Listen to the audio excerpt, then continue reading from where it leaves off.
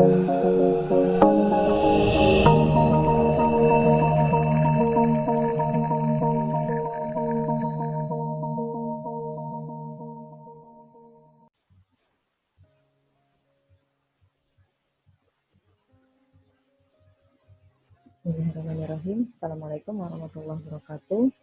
Apa kabar semuanya?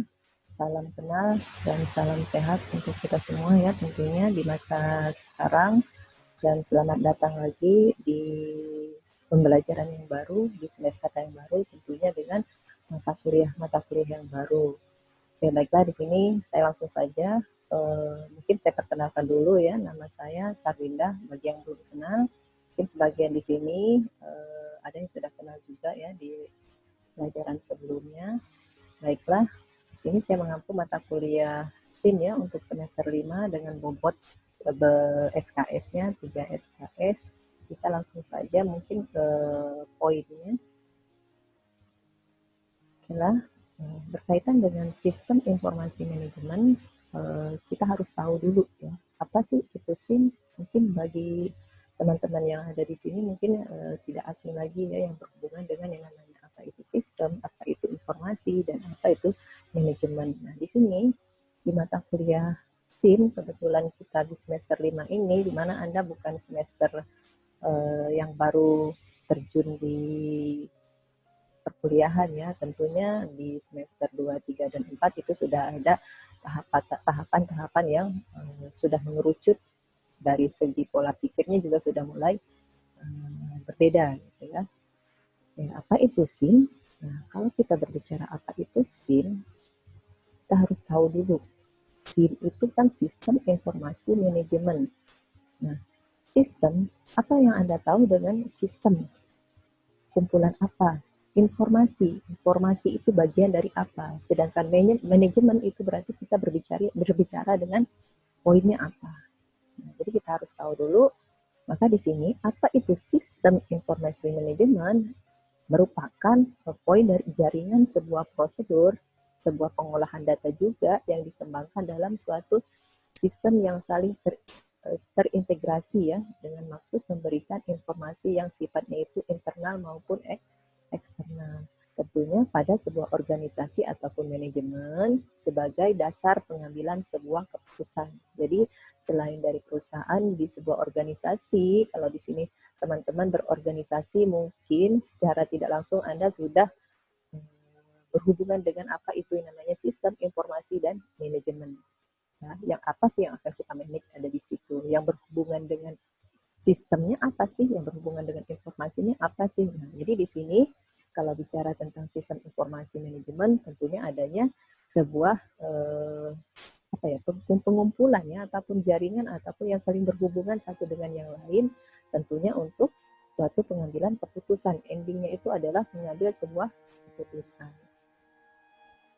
Kemudian sistem informasi digunakan oleh organisasi ataupun sebuah manajemen itu adalah untuk mengelola semua transaksi. Nah, dari transaksi yang mendukung fungsi dari manajemennya itu sendiri dan dapat juga berguna untuk pengambilan keputusan yang saya bilang tadi. Jadi itulah pentingnya sebuah sistem informasi, apalagi kita sekarang berhubungan dengan jurusan sistem informasi ataupun manajemen sistem informasi ataupun manajemen informatika.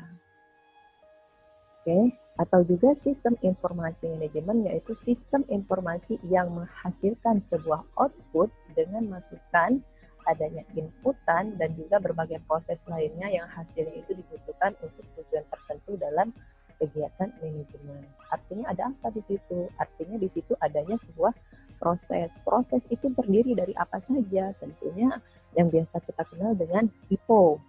Ya, IPO itu apa?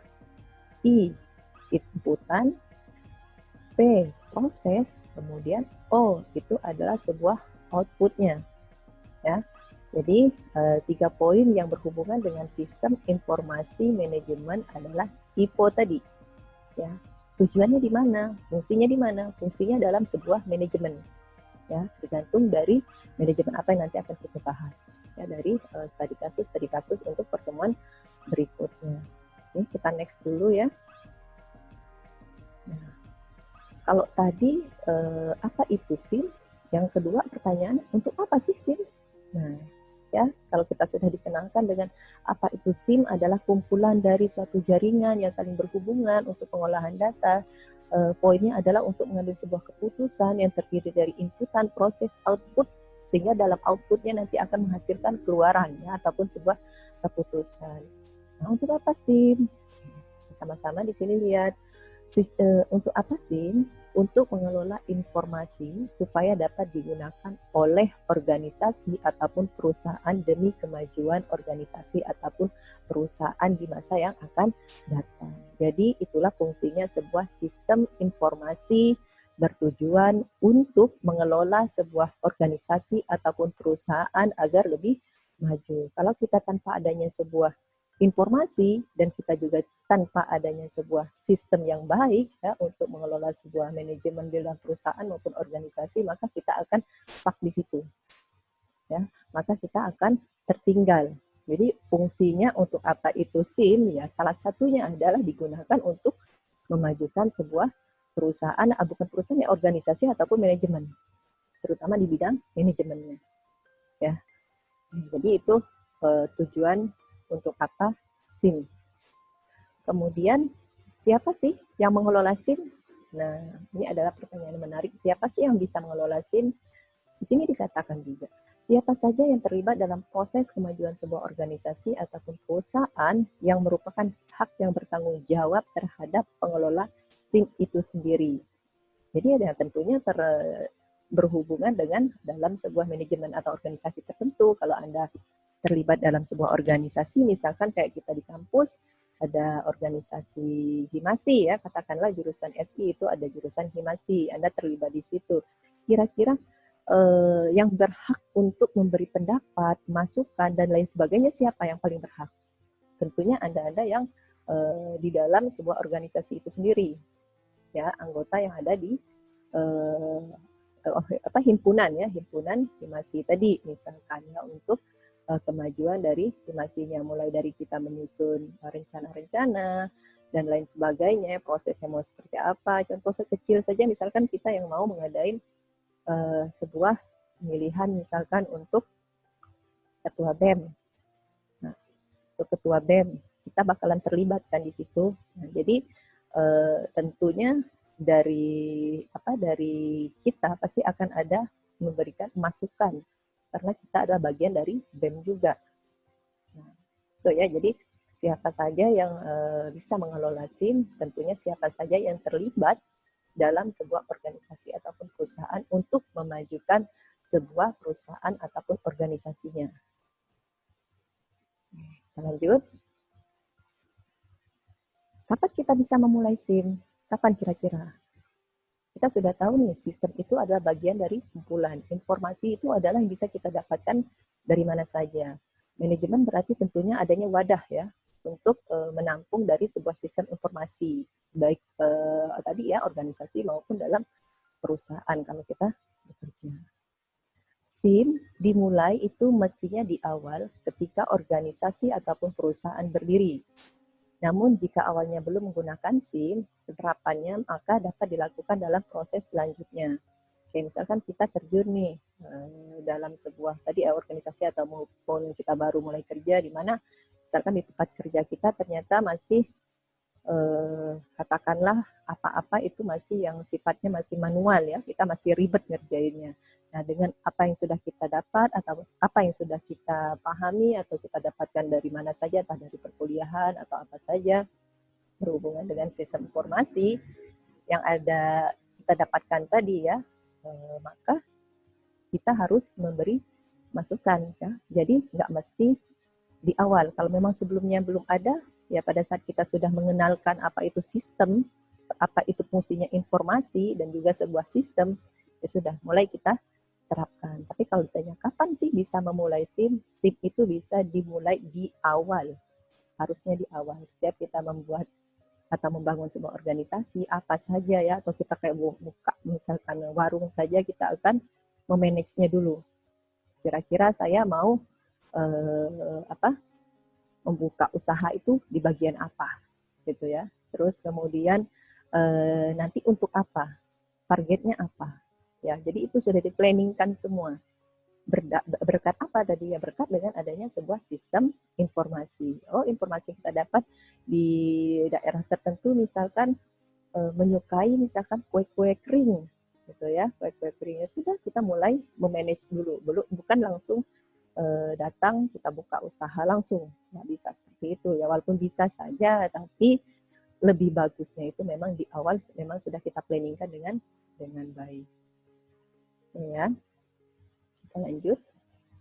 Ya, itu ya kapan bisa kita memulai SIM, kemudian tadi siapa saja yang berhak mengelola SIM, dan apa itu SIM tadi sudah sedikit banyak sudah dijabarkan sedikit. Kemudian, nah ini kalau kita berbicara tadi sistem informasi manajemen. Nah di sini ada sistem. Sistem itu kan berarti bagian dari konsep lah ya. Nah, di sini konsep sistem itu adalah suatu sistem di mana pada dasarnya itu adalah sekelompok unsur yang berhubungan satu dengan yang lainnya, yang berfungsi bersama-sama untuk mencapai suatu tujuan tertentu. Nah, di sini ada beberapa pendekatan berdasarkan dengan konsep sistem yang saling berhubungan, yang saling erat hubungannya tadi ya. Nah, pertama adanya elemen. Ya, elemen ini terdiri dari manusia, adanya mesin, dokumen, data, dan juga sebuah informasi. Itu yang pertama. Kemudian kalau memang sudah ada elemennya, pasti akan ada yang namanya hubungan ya, adanya sebuah interaksi ya untuk mencapai sebuah sistem itu sendiri. Kemudian kalau sudah ada orangnya, ada hubungannya, kemudian ada satu kesatuan ya, terintegrasi, satu kesatuan. Jadi dengan hubungannya dengan manusia, mesin, dan dokumen tadi, terus berhubungan, ada hubungan, pastinya berhubungan itu satu dengan yang satunya, ada hubungannya, nggak mungkin terpisahkan. Nah, kalau sudah ada, pasti akan ada tujuan. Ya, kita tadi ya bisa contohkan, kita mau buka usaha, misalkan kue kering, sebelum kita membuka, pasti yang kita pikirkan juga adalah tujuannya. Ya, sebelum kita memulai, kita punya planning, kita punya tujuan goalnya mau apa sih? Nah, kira-kira kita nggak mungkin dong mau kita usahanya itu hanya bertahan sampai 2-3 bulan saja. Harapan kita adalah bisa dikenal orang sampai sebanyak-banyaknya ya, intinya sebanyak-banyaknya. Karena kalau kita berbicara tadi sebilang sistem informasi manajemen itu kan berhubungan dengan bisnis juga, ya, berhubungan dengan bisnis. Jadi pasti kalau sudah ada tujuan, poin pertama dengan adanya planning tadi, tentunya kitanya, kemudian ada informasi yang sudah kita dapatkan dengan cara mau membuka usaha kedai kue kering misalkan tadi ya, pasti akan juga ada hubungannya ya, nanti berhubungan di situ satu dengan. Oke, saya lanjut dulu, nanti poin-poin yang lainnya. Konsep informasi. Nah, kalau ada konsep sistem, di sini juga ada konsep informasinya. Secara umum, informasi itu dapat didefinisikan sebagai hasil dari pengolahan data ya. Itu saya rasa dari semester 1 atau 2 Anda juga sudah dikenalkan ya, secara umum informasi itu dihasilkan dari pengolahan sebuah data dalam bentuk yang lebih berguna dan lebih berarti bagi penerimanya. Terus yang menggambarkan suatu kejadian yang nyata, tentunya informasinya artinya nggak hoax ya, yang digunakan untuk pengambilan sebuah keputusan ya. Tapi ya tetap ya tadi ya saya bilang ya, namanya sebuah informasi itu nggak mungkin kita terima dengan mentah-mentah langsung kita ambilkan keputusan tanpa adanya sebuah pemrosesan pencarian dulu kebenarannya ya. Kemudian sumber dari informasi itu adalah data ya tadi ya. Informasi itu adalah data, di mana data itu kenyataan yang menggambarkan suatu kejadian dan kesatuan yang nyata. Kalau sudah ada datanya, sedang karena informasi kita dapatkan dari data, yang namanya data itu sebenarnya menggambarkan suatu kejadian yang nyata, faktanya itu ada. Ya. Kemudian konsep data dan informasi. Nah, konsep data dan informasi. Konsep data itu adalah fakta yang tidak sedang digunakan pada proses keputusan. Ya, artinya data itu tidak sedang digunakan pada proses keputusan. Ya, karena data tadi apa? Ya, Biasanya dicatat dan diarsipkan tanpa maksud untuk segera diambil kembali untuk pengambilan sebuah keputusan. Nah, itu tadi yang saya bilang. Kita mendapatkan informasi itu harus disaring dulu.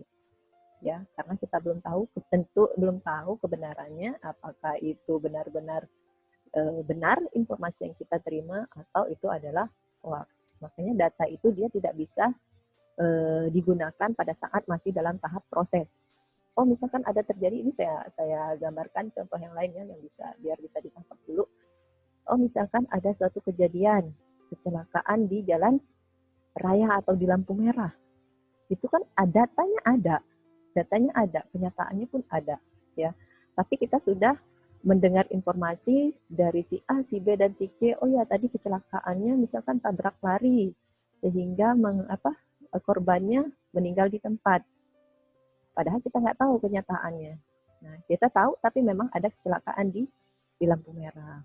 Nah, jadi sedangkan faktanya ternyata orangnya masih dirawat di rumah sakit atau sedang baru dibawa ke rumah sakit atau juga sudah di rumah atau tidak apa-apa dan lain sebagainya. Nah, jadi konsep data dan informasi itu ya itu adalah merupakan satu kesatuan juga. Ya, kalau kita artikan sama, hampir sama, cuman berbeda. Ya, karena kalau informasi bisa benar, bisa tidak. Tapi kalau data, kenyataannya memang harus ada. Karena kita ada buktinya. Ya, berbukti artinya ya, kalau data artinya berbukti. Nah, ini ada bagian dari elemen sistem informasi yang saya bilang tadi ya, yang nama kita manajemen sistem informasi itu memang kita berbicara di bidang manajemennya. Nanti untuk pertemuan berikutnya ini hanya sekedar pengenalan saja ya tentang sistem informasi manajemen. Di sini elemen yang kita bahas tadi ya, IPO, input, proses, output. Kalau kita melihat di sini berarti kita adalah melihatnya dari sisi komputer ya, kalau memang karena memang dikatakan sebagai komputer adalah sebuah bagian dari elemen sistem informasi. Inputnya apa, prosesnya terdiri dari apa saja, kemudian outputnya kira-kira bentuknya apa saja ya. Salah satu misalkan outputnya dalam bentuk print out-nya dan lain sebagainya. Itu kalau kita berbicara dari segi komputernya. Tapi nanti kalau kita hubungkan dengan sebuah manajemennya, nanti apa kira-kira yang ada kaitannya dengan IPO di sini. Ya, IPO di sini nanti ada hubungannya dengan IPO yang akan kita jelaskan dalam sebuah manajemennya. Ya. Oke, jadi saya rasa untuk pengenalan dulu hari ini ya, pertemuan pertama kita di mata kuliah sistem informasi tentang manajemen tadi ya, saya rasa kalau tentang sistem informasi itu sudah tidak ada kendala ya bagi teman-teman yang berada di semester 5 di sini. Kemudian untuk minggu berikutnya, di pertemuan kedua dan berikutnya, nanti baru kita ke poin-poin berhubungan dengan manajemen. Nanti ada hubungannya dengan kasus-kasus yang akan kita bahas untuk berikutnya. Oke ya, jadi saya rasa untuk hari ini cukup dulu. Pesan saya tetap kita jaga kesehatan di masa pandemi sekarang ini. Memang kita harus banyak-banyak minum vitamin juga ya untuk kesehatan kita. Dan ingat protokol kesehatan kita ya, ada 3 itu, masker, cuci tangan, dan jaga jarak. Mudah-mudahan pandemi cepat berlalu dan kita bisa bertatap muka seperti biasanya. Dan saya juga berharapnya karena di kelas saya rasa nggak semuanya saya kenal, mungkin sebagian yang pernah ketemu saya di semester sebelumnya mungkin ada yang masih kenal, tapi saya sangat berharap sekali kita bertatap muka biar lebih enak, kita tanya jawabnya enak, mau menjelaskan contoh-contohnya juga enak dan pertanyaannya juga lebih enjoy. Kalau di sini kan kita masih terbatas. Oke ya, saya rasa cukup dulu untuk hari ini. Sampai ketemu minggu depan. Assalamualaikum warahmatullahi wabarakatuh.